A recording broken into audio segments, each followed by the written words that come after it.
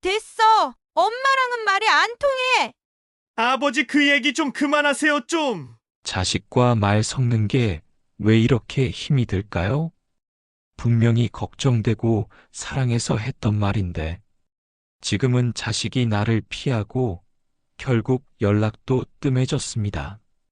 자식이 커가면서 마음도 같이 크는 줄 알았는데, 오히려 마음은 더 멀어지고 말 한마디 건네는 것조차 모든 게 조심스러워집니다. 마음은 다 잘 되라는 건데 자꾸만 서로 말이 엇나가고 결국엔 소중한 관계가 상처로 남는 순간들이 자꾸만 생깁니다. 자식은 그대로인데 왜 이렇게 멀어진 느낌이 들까요? 내 맘 같지 않은 자녀와의 관계. 이제부터 걱정하지 마세요.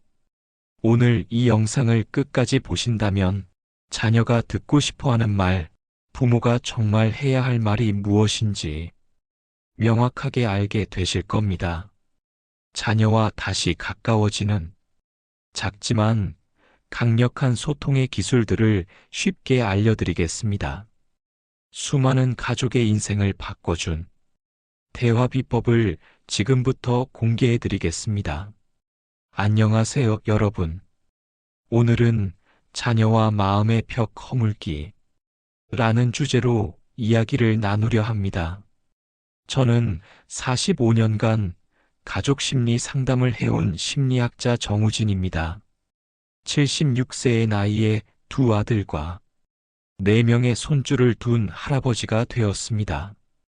오랜 세월 상담실에서 그동안 수많은 가족의 이야기를 들으며 깨달은 한 가지 진실이 있습니다.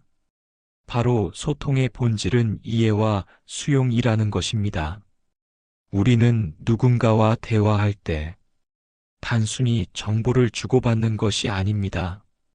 마음과 마음이 만나는 과정이지요. 특히 성인이 된 자녀와의 소통은 더욱 그렇습니다. 그런데 참 아이러니하게도 자녀와의 관계가 나이 들수록 더 소중해지는데 정작 소통은 더 어려워지는 경우가 많습니다. 지난달 저희 상담소를 찾아오신 68세 김영수 씨의 이야기가 생각납니다.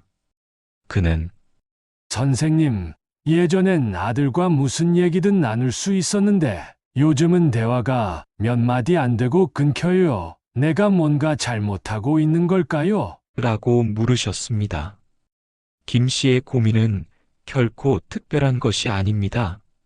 많은 노년의 부모님들이 비슷한 어려움을 겪고 계십니다.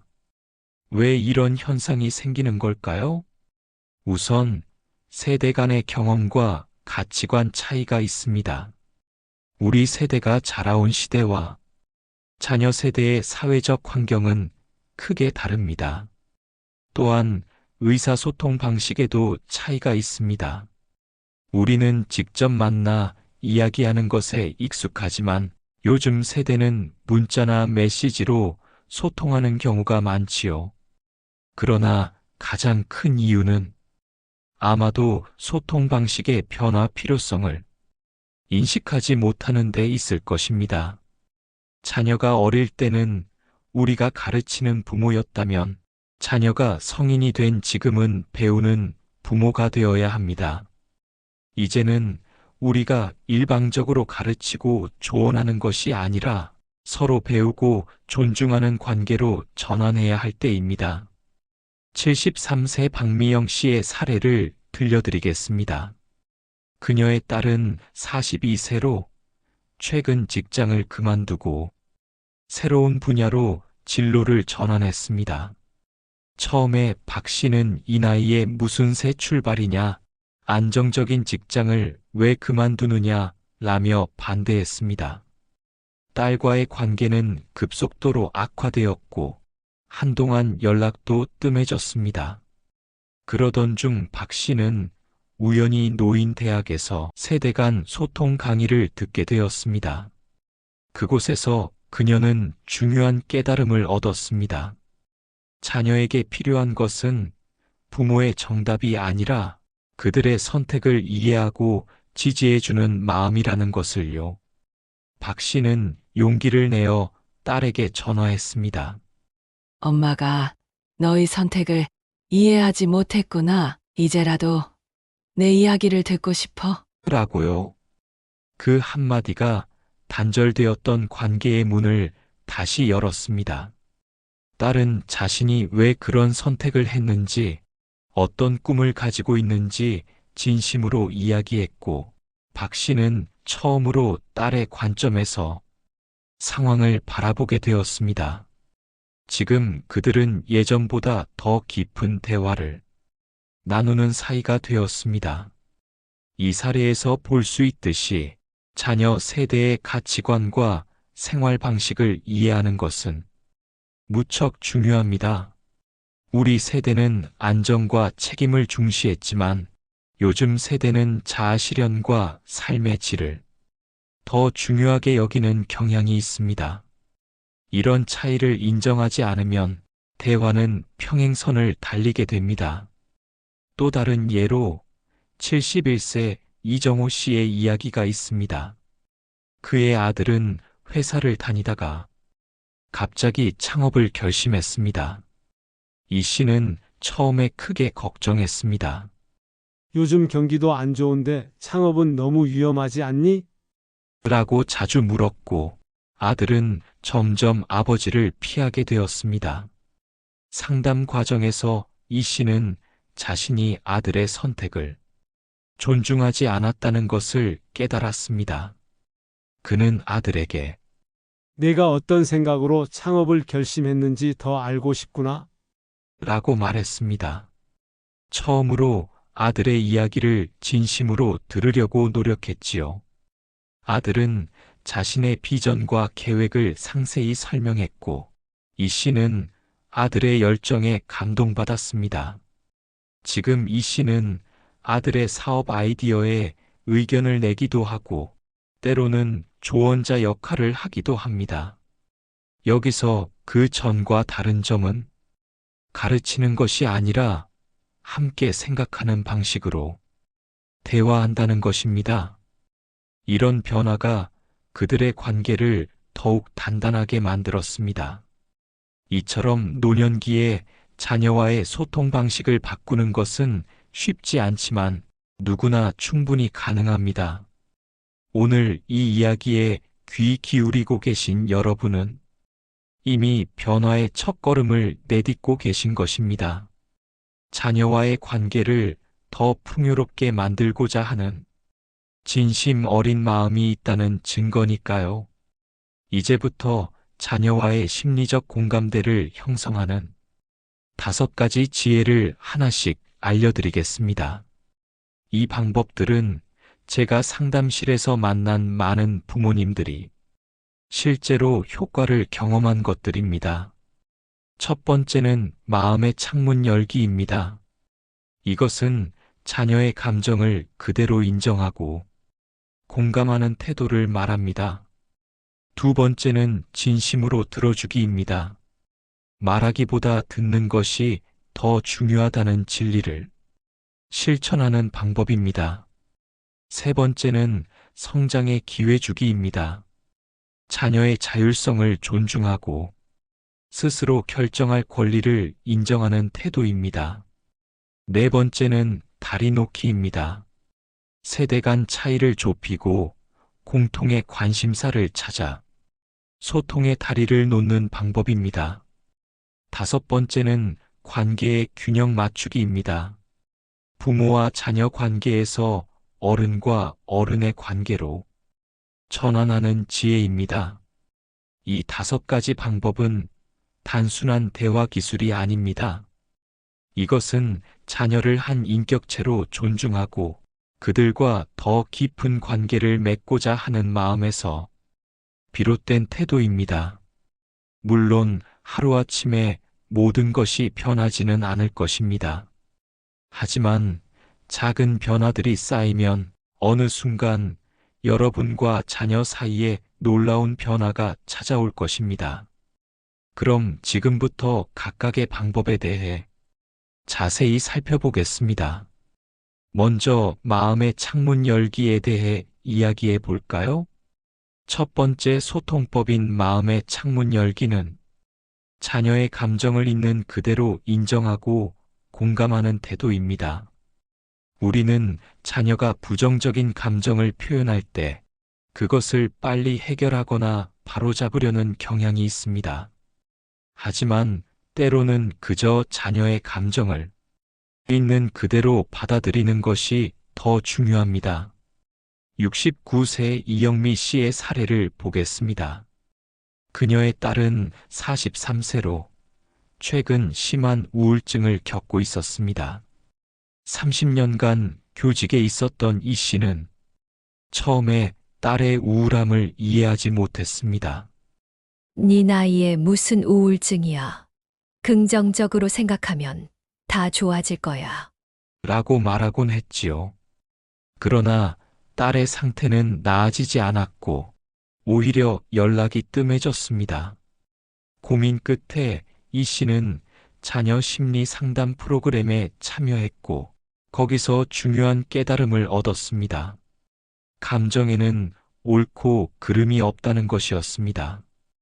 우울함, 분노, 불안 같은 감정 자체는 나쁜 것이 아니라 그저 우리 마음의 상태를 알려주는 신호일 뿐이라는 것을요. 이 씨는 용기를 내어 딸에게 전화했습니다. 엄마가 너의 감정을 무시한 것 같아. 미안해.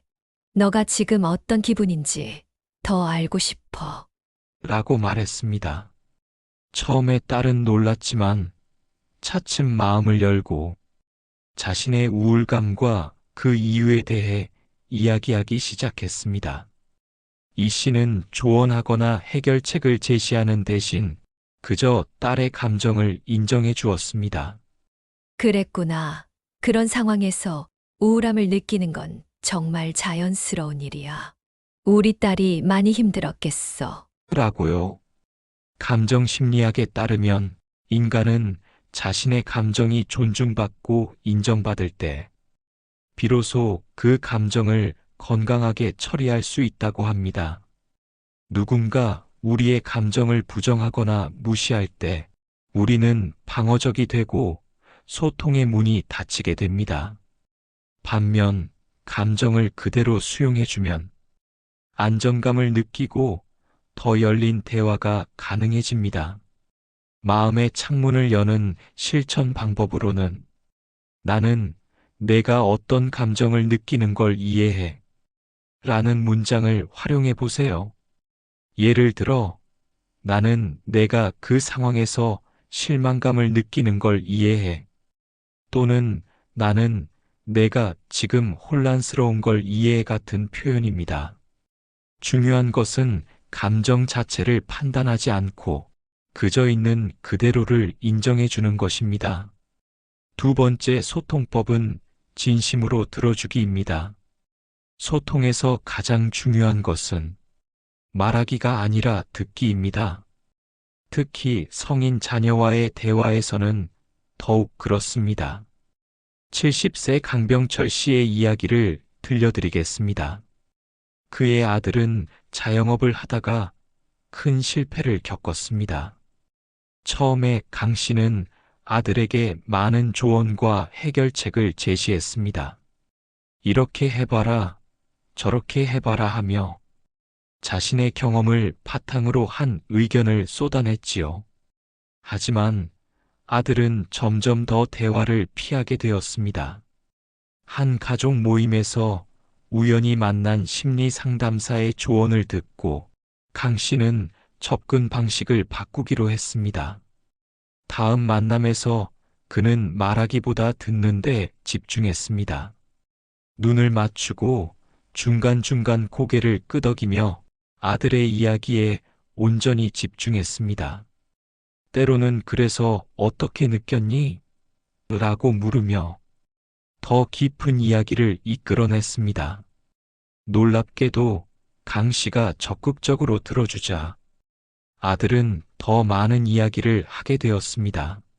실패의 원인, 자신의 실수, 앞으로의 계획까지. 이전에는 결코 나누지 않았던 깊은 대화가 오갔습니다. 그리고 대화 끝에 아들이 말했습니다. 아버지, 오늘처럼 그냥 들어주기만 해도 큰 힘이 돼요. 항상 해결책을 주시려고 하지 않아도 돼요. 라고요. 이 이야기는 진심으로 들어주는 것에 힘을 보여줍니다.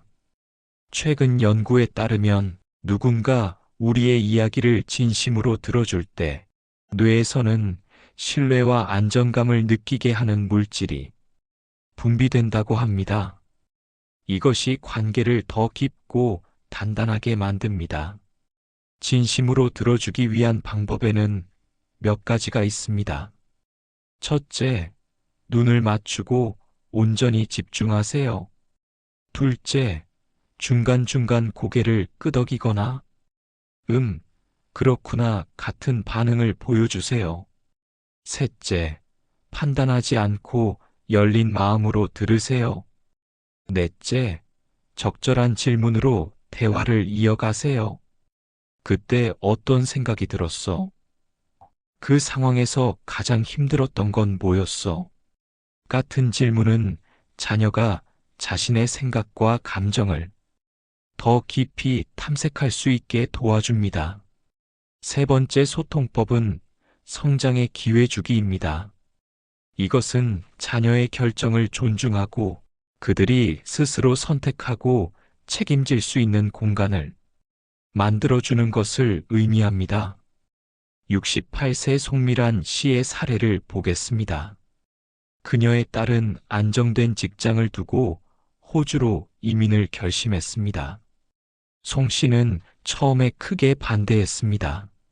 좋은 직장 두고 왜 그런 먼 곳에 가려고 하니? 여기 가족들도 있는데. 라고 말이죠. 갈등은 계속되었고 결국 딸은 엄마가 나를 믿지 않는 것 같아 서운해요. 라며 거리를 두게 되었습니다. 송 씨는 고민 끝에 딸의 선택을 존중하기로 했습니다. 내가 충분히 생각한 결정이라면 엄마는 너의 선택을 지지할게. 물론 걱정되는 마음은 있지만 내가 행복하다면 그게 가장 중요하니까. 라고 말했습니다. 이런 태도 변화가 오히려 딸과의 관계를 더 가깝게 만들었습니다. 딸은 이민 준비 과정에서 느끼는 불안과 기대를 엄마와 더 많이 나누게 되었고, 지금은 정기적으로 화상통화로 소통하며 오히려 예전보다 더 가까운 관계가 되었습니다. 심리학에서는 자율성이 인간의 기본적인 심리적 욕구 중 하나라고 합니다. 우리는 모두 자신의 삶을 스스로 통제하고 결정할 때 더 큰 만족감과 행복을 느낍니다. 부모가 성인 자녀의 자율성을 존중할 때 자녀는 부모를 더 신뢰하고 관계가 더욱 깊어질 수 있습니다. 자녀의 선택을 존중하는 대화법으로는 내가 어떤 선택을 하든 나는 내 편이야. 내가 충분히 생각했다면 나는 내 결정을 지지해. 그건 내가 결정할 일이고 나는 내 선택을 존중해. 같은 표현이 있습니다. 이런 말들이 자녀에게는 큰 힘이 됩니다. 네 번째 소통법은 다리 놓기입니다. 이것은 세대 간의 간격을 좁히고 공통의 관심사를 찾아 소통의 다리를 놓는 방법입니다. 72세 정수철 씨의 사례를 들려드리겠습니다. 그는 아들과 오랫동안 소원한 관계였습니다. 서로 다른 관심사와 가치관 때문에 대화가 잘 통하지 않았지요. 그러던 어느 날 아들이 텃밭 가꾸기에 관심을 보인다는 이야기를 들었습니다. 평생 농사를 지어온 정 씨는 이것이 아들과 소통할 수 있는 기회라고 생각했습니다. 그는 용기를 내어 아들에게 전화했습니다. 내가 텃밭 가꾸는 법을 좀 알려줄까? 라고 제안했지요. 처음에는 어색했지만 함께 씨앗을 심고 작물을 가꾸는 과정에서 자연스럽게 대화가 시작되었습니다. 텃밭 이야기에서 시작해 점차 서로의 일상과 생각까지 나누게 되었고, 지금은 주말마다 함께 텃밭을 돌보며 가까운 사이가 되었습니다. 서로 함께 경험을 나누는 것만큼 관계를 가깝게 만드는 것은 없습니다.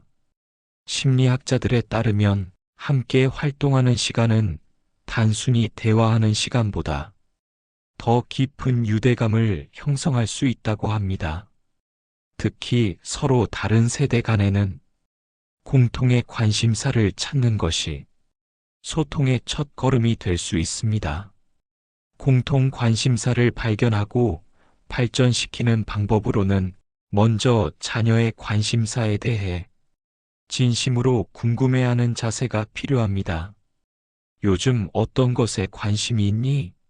라고 물어보고 그 대답에 진심으로 관심을 보이세요.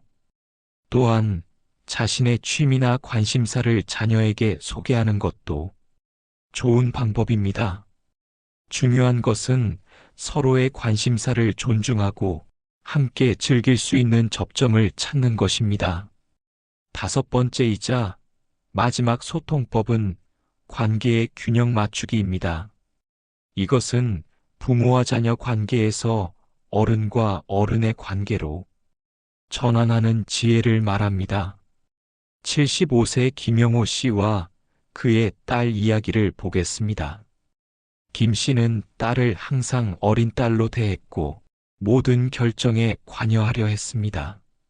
그러다 뇌졸중으로 일시적인 거동이 불편해졌을 때 딸이 간병을 맡아주었고, 이 과정에서 관계의 변화가 생겼습니다. 딸이 결정권을 갖고 아버지를 돌보는 경험을 통해 김 씨는 딸이 이미 책임감 있는 성인임을 깨달았습니다. 회복 후 그는 딸과의 관계에 큰 변화를 주었습니다. 이제는 딸을 동등한 어른으로 대하고 그녀의 의견을 존중하며 때로는 조언을 구하기도 합니다. 너의 생각은 어때? 너가 더 잘 알 수도 있을 것 같아. 라고 물으며 딸의 지혜를 인정해 주었습니다.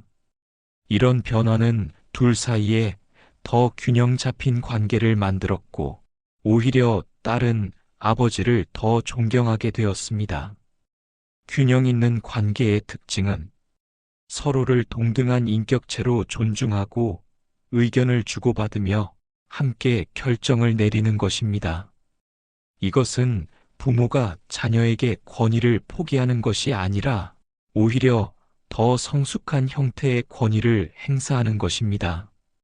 대화에서 균형을 맞추는 방법으로는 자녀의 전문성을 인정하고 그들의 조언을 구하는 것이 있습니다. 이 문제에 대해 내 생각이 궁금해. 내가 이 부분에 대해 더 잘 알 것 같아 같은 표현들은 자녀를 동등한 파트너로 인정한다는 메시지를 전달합니다. 또한 자신의 약점이나 실수를 인정하는 것도 균형 잡힌 관계를 만드는 데 도움이 됩니다. 엄마 아빠도 실수할 수 있어. 내 말이 맞았어. 내가 미처 생각하지 못했네. 라고 말할 수 있는 용기가 필요합니다. 지금까지 자녀와의 심리적 공감대를 형성하는 5가지 방법에 대해 알아보았습니다. 이 방법들은 단순한 대화 기술이 아니라 자녀를 독립된 인격체로 존중하고 이해하려는 마음에서 비롯됩니다. 다음으로는 이 5가지 방법을 실제 생활에서 어떻게 적용할 수 있는지, 그리고 어떤 변화를 기대할 수 있는지 알아보겠습니다. 지금까지 우리는 자녀와의 심리적 공감대를 형성하는 5가지 방법에 대해 살펴보았습니다. 마음의 창문 열기, 진심으로 들어주기, 성장의 기회 주기, 다리 놓기, 그리고 관계의 균형 맞추기까지. 이 5가지 방법에는 공통점이 있습니다. 바로 상호 존중과 배움의 자세입니다. 우리 노년층 부모들은 오랫동안 가르치는 부모로 살아왔습니다. 자녀가 어릴 때는 그것이 당연한 역할이었죠. 하지만 이제 자녀가 성인이 된 지금 우리에게 필요한 것은 성장하는 부모로의 전환입니다. 완벽한 부모가 되려는 부담감을 내려놓고 자녀와 함께 배우고 성장하는 자세가 필요한 시기입니다. 67세 박명수 씨의 고백이 생각납니다. 나는 항상 내가 옳다고 생각했어요. 자녀에게 끊임없이 조언하고 가르치려 했죠. 그런데 어느 순간 깨달았습니다. 내가 모르는 것이 너무 많다는 것을요. 이제는 오히려 자녀에게 배우는 게 더 많아졌습니다. 라고 말했습니다.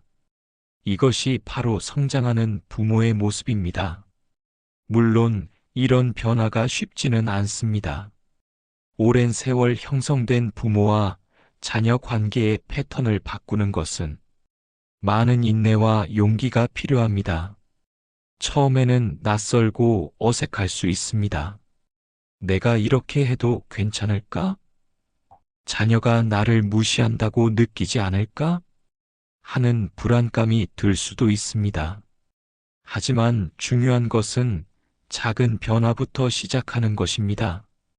모든 대화에서 완벽하게 새로운 방식을 적용하려 하기보다는 하루에 한 번, 일주일에 한 번이라도 의식적으로 새로운 소통법을 시도해 보세요.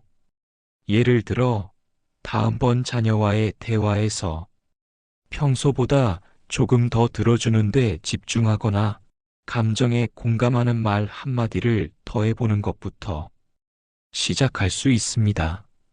72세 이정혜 씨는 이렇게 말합니다. 처음에는 어색했어요. 너의 기분이 어때?